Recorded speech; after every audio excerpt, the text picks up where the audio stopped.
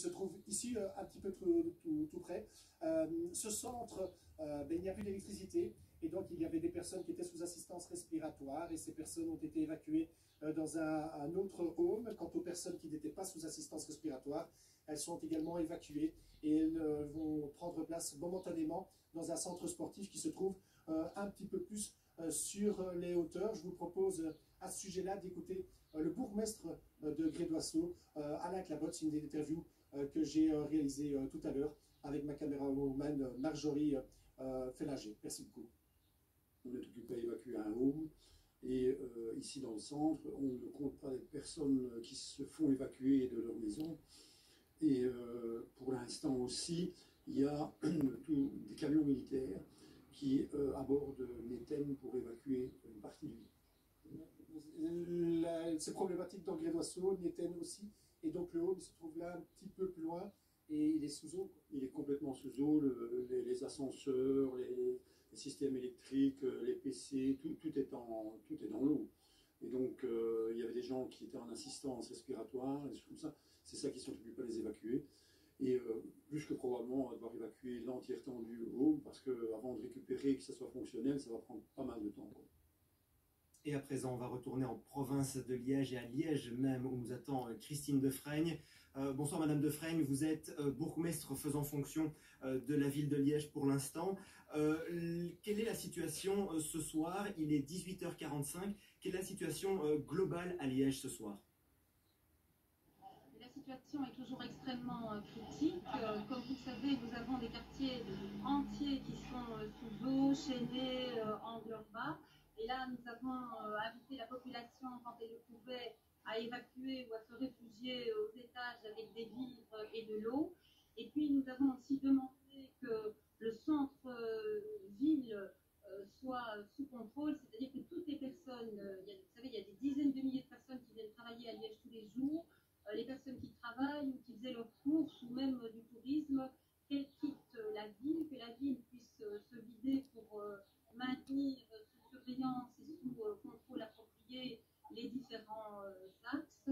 Et alors, pour ce qui concerne les riverains des bords de Meuse, des bords de dérivation et des bords d'Ours, de partir le plus rapidement possible, c'est-à-dire d'aller, s'ils le peuvent, sur nos collines, ou alors, s'ils ne peuvent pas, monter aux étages, parce qu'on nous annonçait dans l'après-midi un niveau de Meuse supérieur encore de 1,50 m. C'est une situation critique parce que nous recevons évidemment les eaux qui viennent de la Vesdre, puis de l'Ourcq et de l'Ourcq qui se jettent dans la Meuse. Et donc nous devons prendre sans catastrophisme, sans panique, avec sang-froid, des mesures de précaution pour protéger notre population. Alors nous mettons le niveau des eaux minute par minute. Nous espérons cette stabilisation, mais on ne peut pas encore la décréter et crier victoire parce que nos regards se tournent évidemment vers le pont-barrage qui est en aval, à ce qu'on appelle l'île Mont-Saint, où là, il y aurait évidemment une saturation. Je rappelle que le débit est de 3000 m3 par seconde, et donc ça veut dire que nous avons un seuil critique de saturation. Et donc je pense que la réponse est de protéger notre population, de prendre les mesures, et la nuit risque encore d'être difficile, mais j'espère que nous arriverons à cette accalmie. Merci beaucoup Christine Defraigne d'avoir été avec nous en direct dans cette édition spéciale. On va prendre à présent, on va retourner du côté de l'est du pays, rejoindre Laura Van Lerberg à Pepinster. Bonsoir Laura, on en parlait tout à l'heure dans le 13h, la situation était très compliquée à Pepinster à 13h. Quelle est la situation ce soir, un petit peu avant 19h?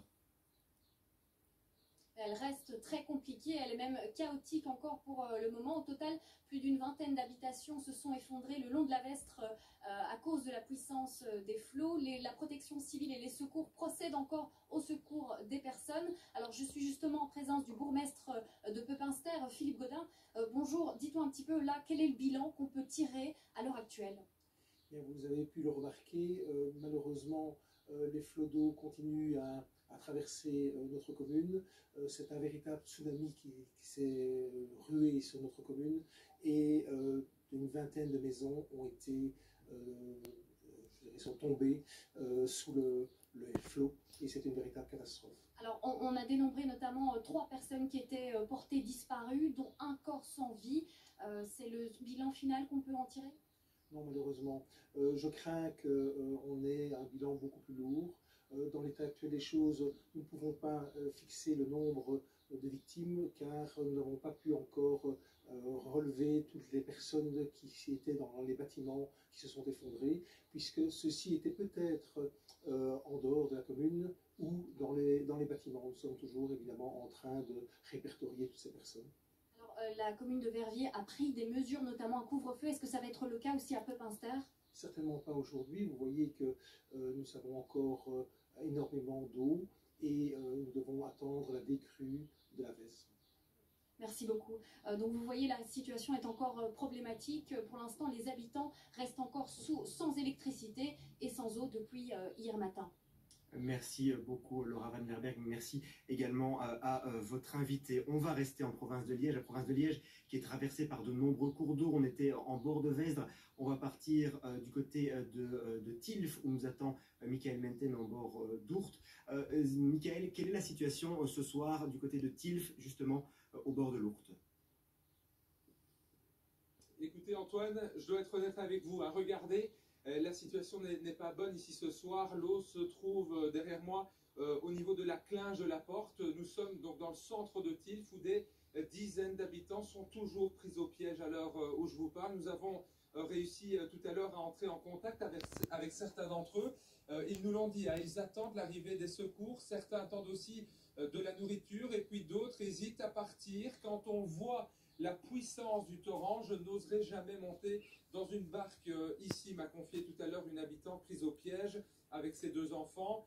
On nous dit aussi que certains habitants ont grimpé aux arbres à Esneux, c'est un peu plus loin d'ici. Il faut dire donc que l'eau monte jusqu'à 3 mètres par endroit, atteignant parfois le premier étage des habitations. Et cette eau, eh bien, elle continue de monter à l'heure où je vous parle par endroit. Il suffit de voir la puissance du torrent derrière moi. Regardez, il ne faiblit pas, bien au contraire. Donc je peux vous dire que la nuit ici risque d'être extrêmement compliquée. Michael, toute la journée, les services de secours sont intervenus pour venir en aide aux riverains. Vous avez vécu des moments très forts aujourd'hui. Exactement, et cela continue. En ce moment, on vient de voir d'ailleurs passer un Zodiac. La priorité ce soir, c'est l'évacuation de toute urgence des personnes qui restent prises au piège dans les maisons sans étage. Pour les autres, eh bien, une seule consigne, monter le plus haut possible et patienter le temps que les secours arrivent. Pour l'instant, eh bien, 2 Zodiacs sont en action sans interruption. Ils naviguent dans ce torrent derrière moi. Un truc particulier, c'est que certains sont même venus à jet ski pour soutenir les pompiers qui resteront jusqu'au bout de la nuit ici. On a même entendu que des pompiers français sont venus pour aider les Belges, les pompiers donc qui resteront très attentifs à la montée des eaux. Merci beaucoup Michael Menten en direct de Tilf, et avec nous en liaison vidéo, Gilles Simon est avec nous. Vous êtes, bonsoir, le directeur général de RESA, gestionnaire du réseau d'électricité et de gaz en région liégeoise. Monsieur Simon, la situation est très compliquée en ce qui concerne l'approvisionnement en électricité ce soir. Oui, en effet, vous avez vu les images, il ne s'agit pas d'une crise, mais d'une véritable catastrophe qui évidemment n'épargne pas nos installations. Donc, nous avons de nombreuses installations, des cabines de distribution, des stations de distribution, des sous-stations qui sont complètement immergées, qui sont complètement sous eau. Et donc, ces stations ne sont plus alimentées en électricité, elles ont dû être mises en sécurité pour des raisons évidentes de protection évidemment des riverains, protection des citoyens, protection aussi de ces installations. Et nous devons malheureusement attendre que la décrue s'amorce, que la décrue s'annonce pour pouvoir réalimenter au fur et à mesure ces installations électriques. Nous avons aussi connu des difficultés avec nos installations de gaz, puisque des conduites moyenne pression qui sont accrochées sous des ponts pour traverser la Meuse ou l'Ourthe ont été arrachées véritablement par le torrent. Donc oui, nous vivons une situation catastrophique, apocalyptique sur nos réseaux. Vous vous attendez, Monsieur Simon, à de gros dégâts sur vos installations? Oui, bien évidemment. Donc là, il est difficile d'évaluer avec précision l'ampleur du désastre, mais il s'agit bien d'un désastre. Nous devons attendre, en effet, que l'eau s'évacue. Nos hommes sont évidemment mobilisés totalement sur le terrain et vont déjà voir là où les lieux sont accessibles et on réalimente déjà progressivement un certain nombre d'installations. Mais nous ne connaîtrons en effet l'ampleur du désastre qu'une fois toutes ces installations je vais dire, d'émerger une fois que l'eau aura quitté les lieux et il faudra du temps pour reconstruire finalement le réseau en différents endroits. Donc on s'attend à de nombreuses perturbations dans les jours prochains en effet.